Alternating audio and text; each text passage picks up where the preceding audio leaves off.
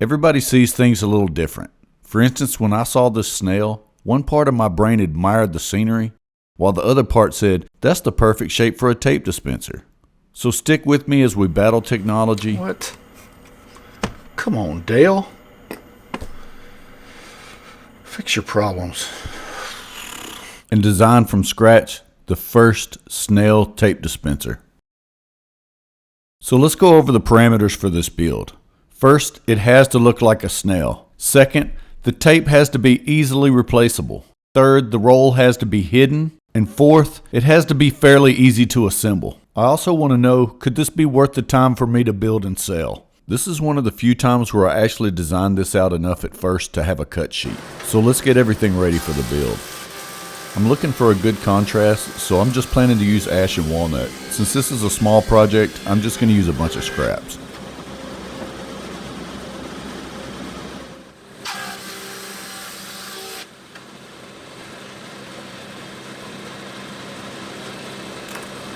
To save time, I just screwed everything down to the wasteboard at once. I could have calculated the offset and ran them all at once, but I found it easier to just move the X and Y axis each time.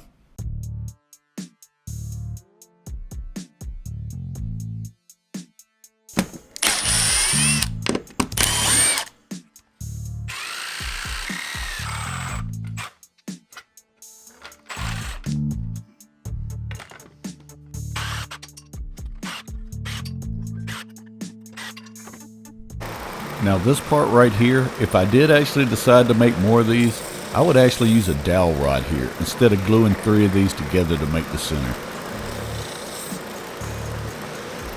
I figured the sanding on this project would be pretty tricky, and it didn't disappoint.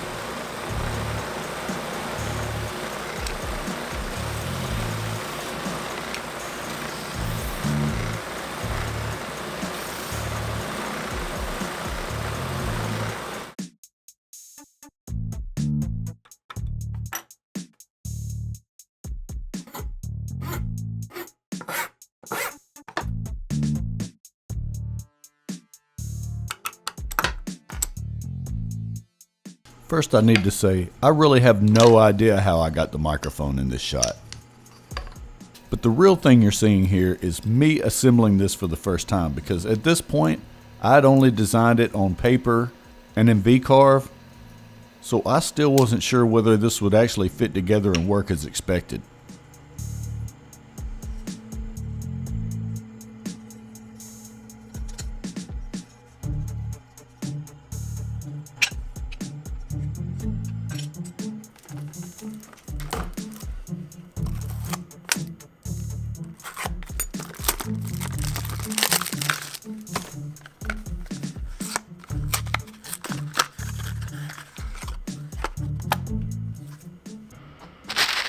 So rather than try to make my own dowels, I just ordered a bunch of cheap ones in.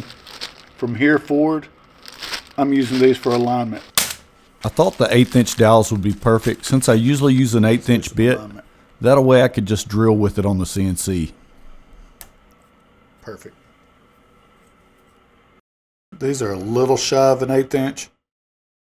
They'll do good for keeping it from moving around and stuff.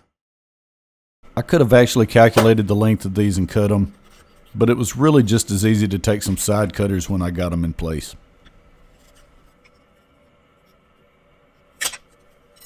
As for the shorter ones, I just drilled a hole the depth I wanted, and then used that as a guide to cut a bunch of them the same length.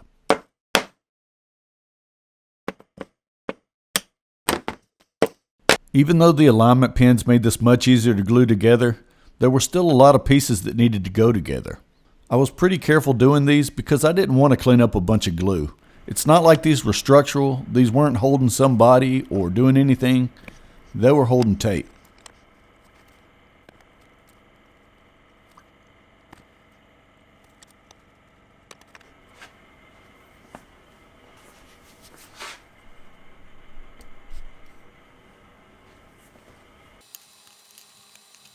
If you're a subscriber to the channel, you'll know I'm kind of slow dropping videos.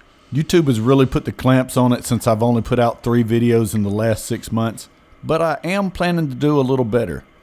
I've just had a lot of things around the house.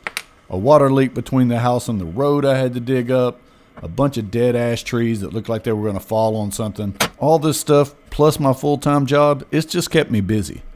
But I do have some cool projects on the horizon, so if you're watching this, be sure to like the video and subscribe to the channel if you haven't already.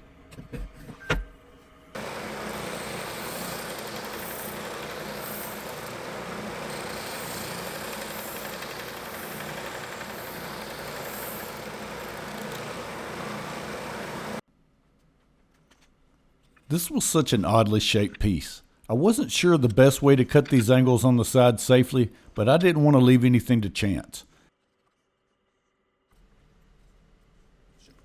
I wound up making a sled that I could attach the piece with double-sided tape to, that also had a board behind it for support. And this was the kind of safe cut I was looking for.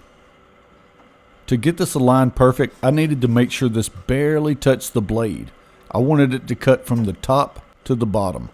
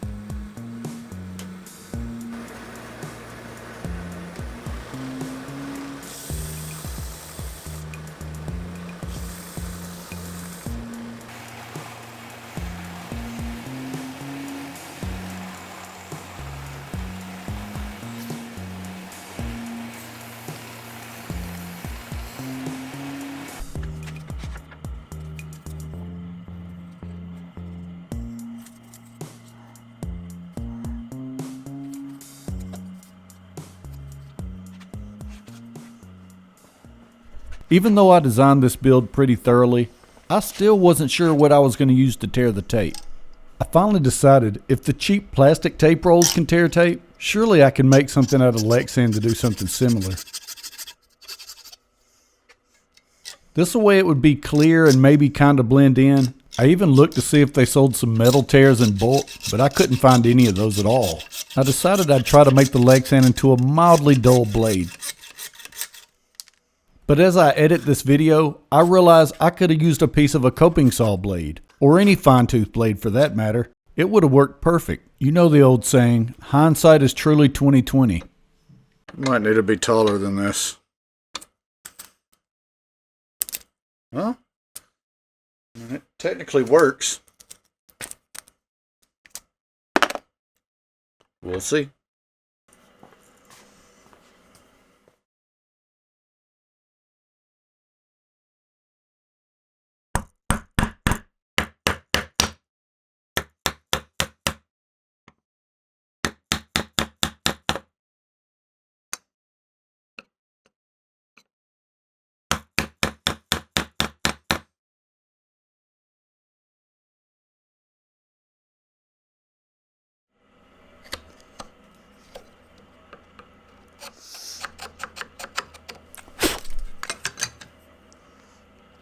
So here I am test fitting this, and it fit perfectly.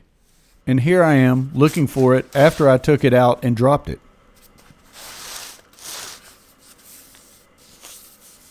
Lucky for me, I found it, but unlucky for me in the fact that this begins a series of events that take a little while to undo.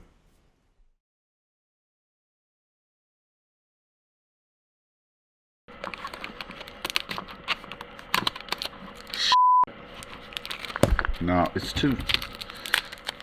I think the tape would have to be lower. Approach angle maybe, that it sticks here and tears there. Actually, this was a key point I overlooked. So you can see right here where I made the mistake. On a roll of tape there was a little lip higher between the roll itself and the blade. This lets the tape stick a little bit and provides the tension to make it easy to tear the tape. But at this point, I just made it work the best I could. This is just not going to work. We're going to have to make some changes. If it catches here first and then pulls down. It's a sloppy cut. Still better than what I had though.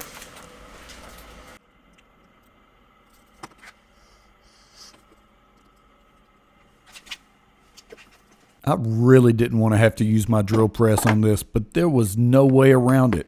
The tentacles of the snail were essentially going to be a double mitered hole. I wasn't really sure what those angles would be or the location they would look best at. After a little trial and error figuring out where I wanted them, I came up with this contraption to align the drill. And what you're seeing is just the result of having random stuff laying around. That actually is one of the leftover alignment guides I used on the pencil lamp. Yep.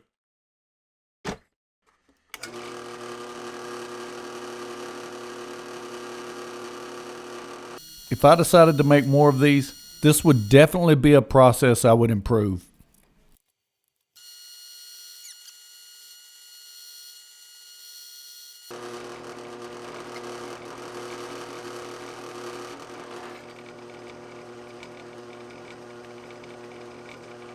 I was bouncing back and forth between the brass tentacle with a wood eye or a wood tentacle and a wood eye, and I ultimately went with wood because it had the most contrast. Now that I knew these were going to work, it was time to drill the spiral on the shell.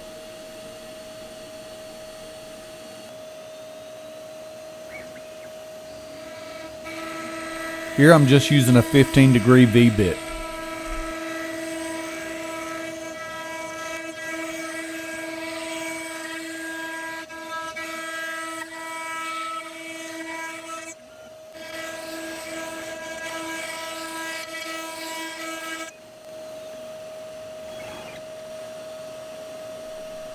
Here I used a small file to clean up any remaining fuzzies.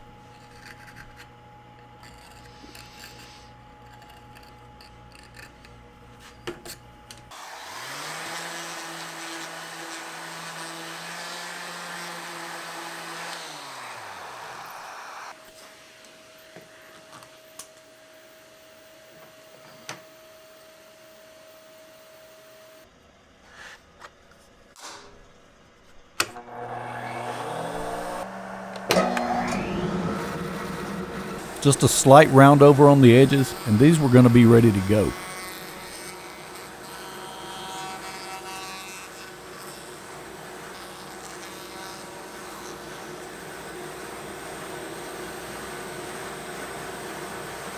I didn't record the final glue up, but here you can see the separate sections before they get attached together. I must have done this 10 times, and it was oddly satisfying every single time.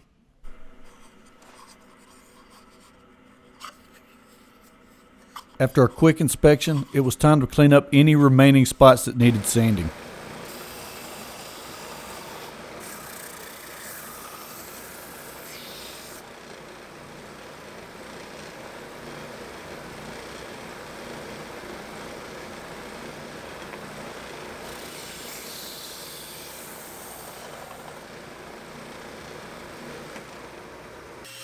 I didn't have any 3/16 walnut dowel laying around, so I cut some square dowels and then used a 3/32 round over bit to make the dowels themselves. To get any sizable length of dowel, this absolutely beats hammering those through the plate.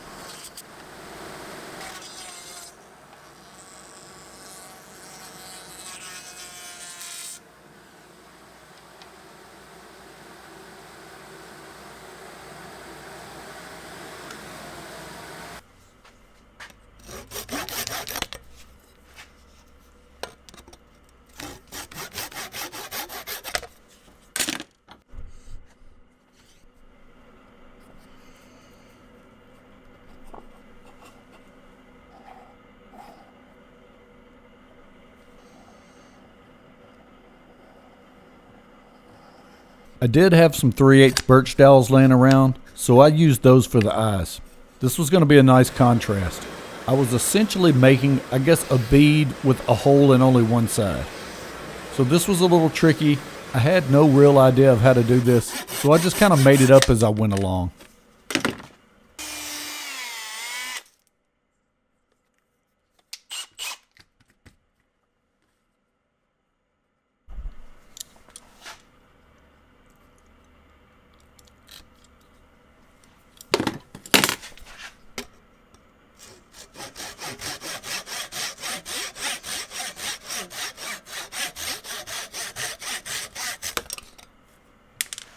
I made this little jig to hold it while I drilled the hole. My drill press isn't the poster child for accuracy, and not even fun to use, but it does drill a hole.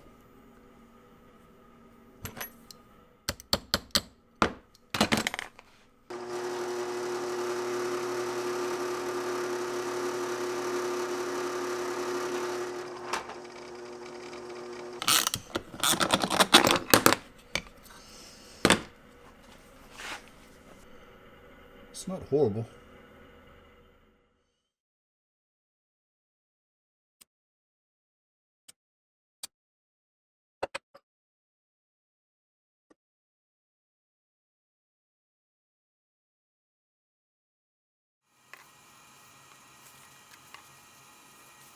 This project required a lot of intricate sanding. I mean a whole lot. So if I decided to do another one of these or ones of these, I would really have to work on making that much less.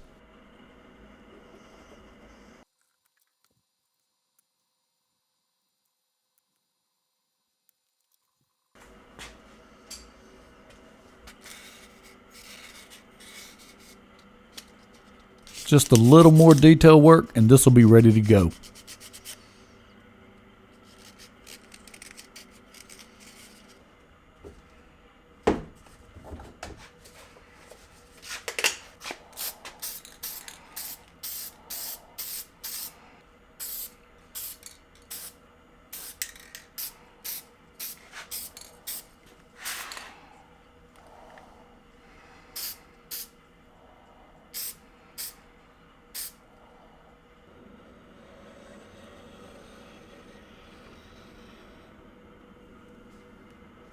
Here's a good overview of how this is put together. You have the tape, a dowel, the dowel slides into those slots, and it's ready to go.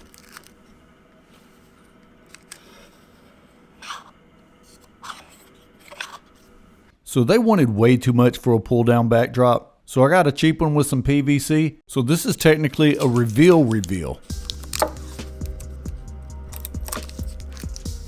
So will I make more of these? Maybe. Will I sell them? I doubt it. It was fun though, and it really looks like how I envisioned it, so I consider that a win. In the next few builds, I really dive into some complicated designs, so if you like the idea of dreaming up something, designing it, and building it, you're gonna like the next videos. I'll also have some cool merch coming soon, so keep an eye out for that. And as usual, if you made it this far in the video, like and subscribe.